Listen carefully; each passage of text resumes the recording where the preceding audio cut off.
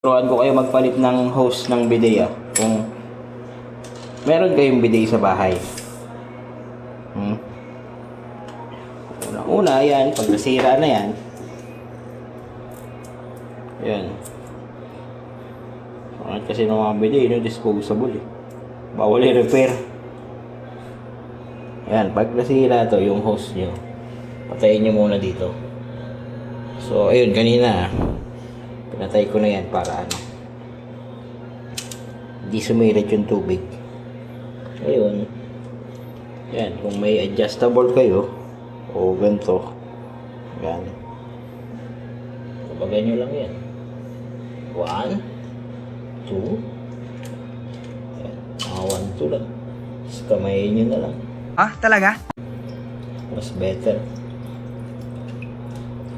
Ayan. Tanggal nyo na yan.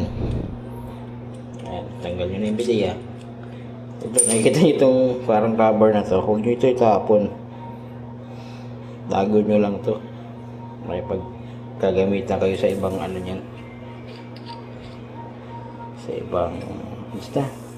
Ano ka nasisira, ulo? Magagamit nyo pa yan. Sinasabi ko sa inyo. Yan. Siyempre, kailangan nyo ng bagong bidet hose. Yan. Salpak mo lang dito. Ay, wait lang.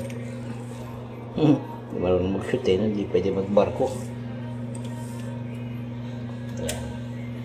Salpak mo lang yan dyan. Tapos, higpitan mo lang. Pero yung higpit nito, tansyahin mo Pag masobrahan ka, sira yan. Yan. Yan, sakto lang. Bluetooth device is connected successfully. Tapos tanggalin na natin itong yung head niya. Yan, pangit ng mga hose niya, disposable. Yan. Di totoo yan. Ito, kunin nyo ito. Yup, nalaglag yung rubber. Kunin ko yan. Yan, bago yan, may takip yan para hindi matanggal yung rubber. Gasket. So yan, pitan nyo. Tapos bago nyo buksan yung tubig para hindi bumutok agad yung hose, pindutin nyo to. Pwede na. Yan, diba? Para mawala yung hangin. Yung mga hangin dyan, yan, para mawala lang. Pindutin nyo lang yun.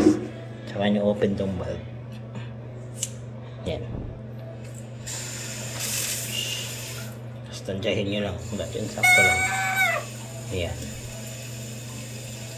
Pag sobrang lakas niyan, ng pressure niyan, puputok talaga sa hose. So yan. Sakto na yan. Panghugas na puwet. Okay na. Bye-bye.